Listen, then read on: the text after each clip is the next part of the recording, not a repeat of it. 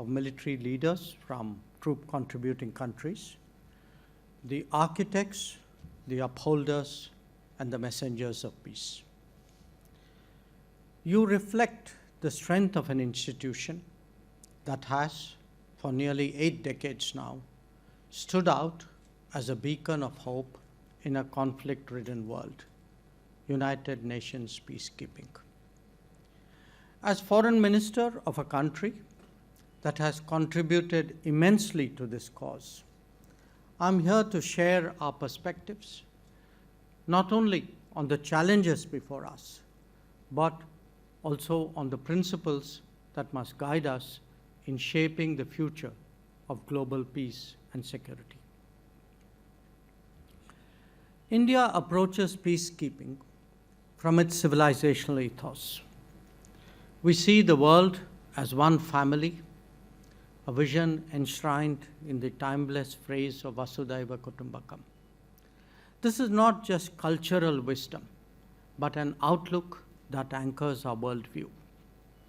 It is why India has consistently advocated for justice, dignity, opportunity, and prosperity for all societies and peoples. It is also why we place our faith in multilateralism and international partnerships.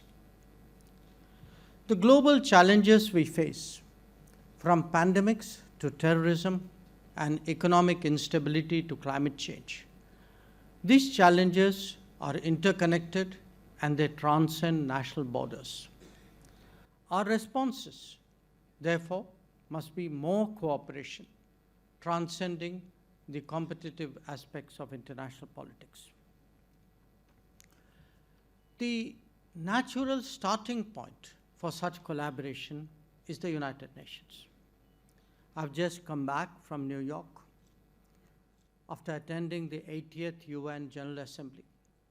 And let me share with you some key insights from that experience.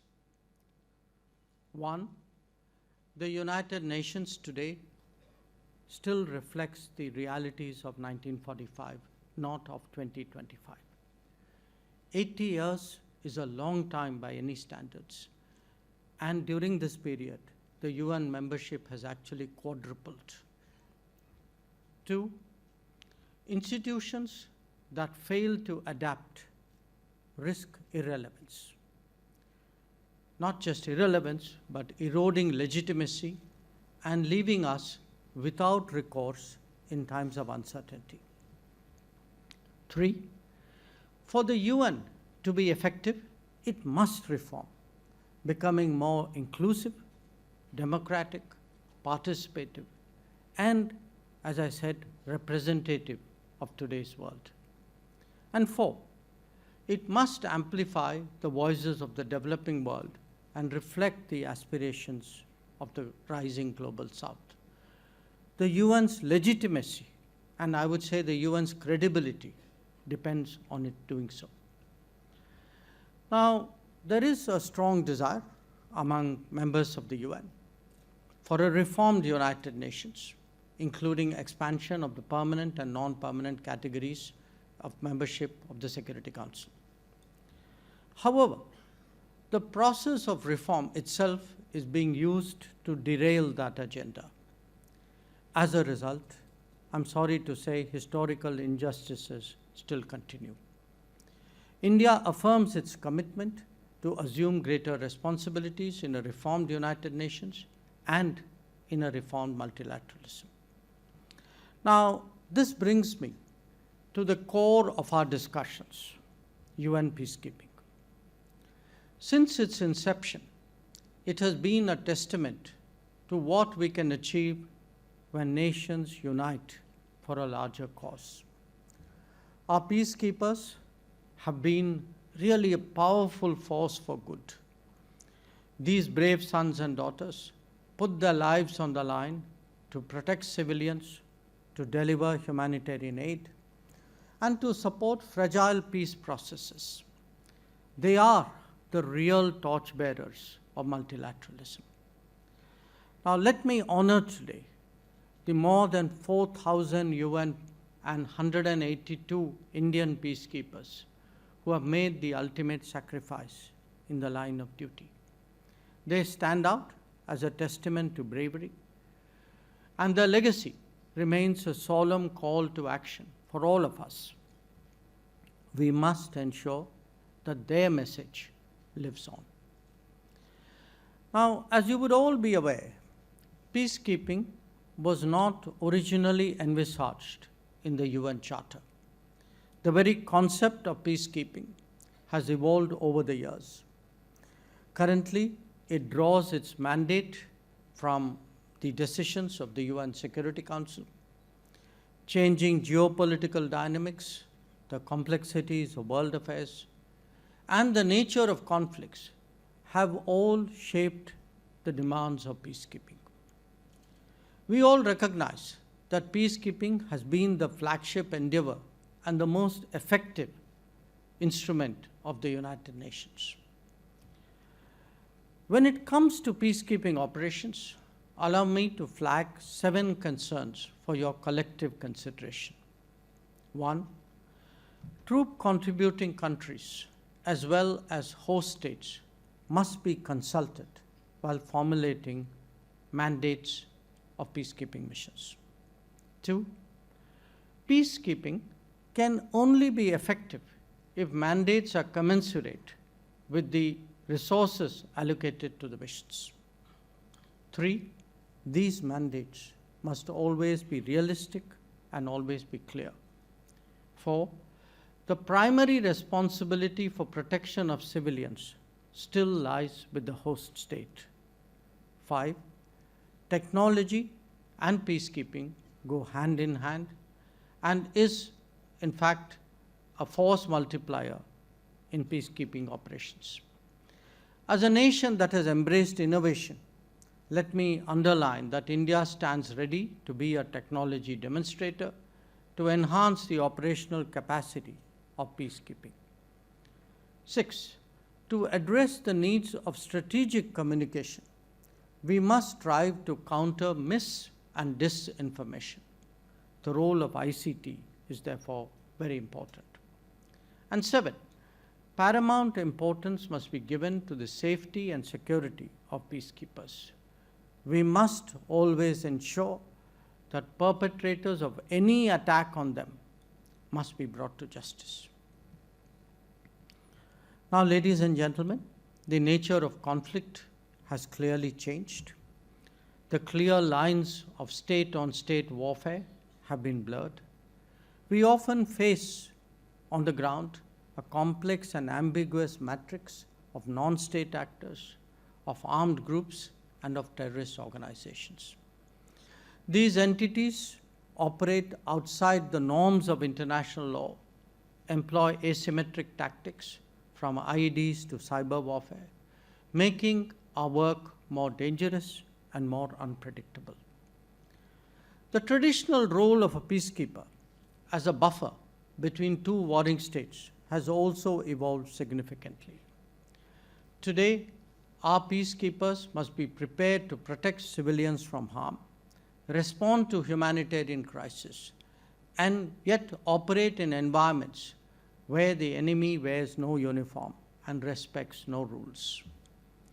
This difficult reality demands a new paradigm for peacekeeping.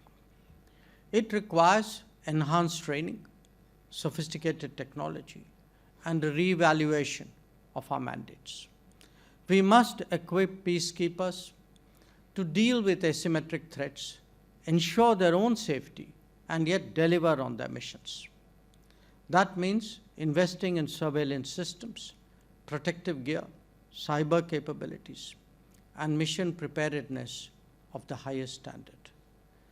It is likely that the peacekeeping budget will see headwinds.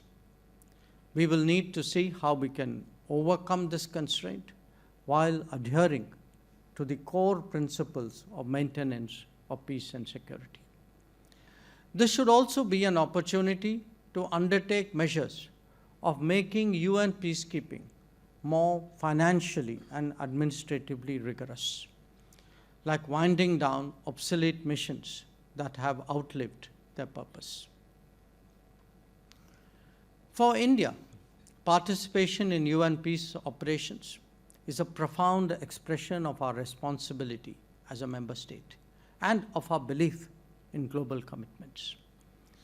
Since inception, we have contributed over 300,000 troops cumulatively, making us the world's largest troop contributing country. Our peacekeepers have served and are serving with distinction and professionalism in some of the world's most challenging theaters. This includes South Sudan, Lebanon, Syria, and the DRC, amongst others. This sustained commitment stems from our conviction that peace anywhere strengthens peace everywhere. We also take great pride that we have walked the talk in our commitment towards women, peace, and security. Our women peacekeepers have demonstrated the unique impact that they have. They build trust in communities and give hope to vulnerable populations, especially women and children. We believe that it is no longer a question of whether women can do peacekeeping. Rather, it is whether peacekeeping can succeed without women. I recall that in February 2025, India hosted the first ever international conference on women peacekeepers from the Global South, bringing together women peacekeepers from 35 nations. More recently, in August this year, India hosted the UN Women Military Officers Course, which saw participation from 15 countries. I'm also glad to note that this August gathering has, over the last 2 days, deliberated on issues closely associated with and important to the maintenance of peace and security. Peacekeeping is and will remain an important instrument of the UN in this pursuit. We need to adapt and we need to change according to the times so as to make peacekeeping more effective and more resilient. This is best reached through consultations and engagement between member states as we discuss the evolving nature of the future of peacekeeping. The Global South has both a particular contribution and a particular relevance insofar as peacekeeping is concerned. Unfortunately, the maximum number of conflict zones are located there. In fact, the requirements of the Global South are themselves distinct, calling for unique, regional, and even local solutions. This is why conferences of this type are valuable in engaging on a single platform in the search for optimal solutions. India has always stood with our brothers and sisters of the Global South and will continue to help with our expertise and long-standing experience across all domains, including in peacekeeping. Let us therefore commit to working together, collectively, constructively, and by consensus, to shaping a renewed vision of peacekeeping, one that honors the sacrifices of the past, that adapts to the challenges of the present, and that commits to the promise of the future. I thank you for your attention.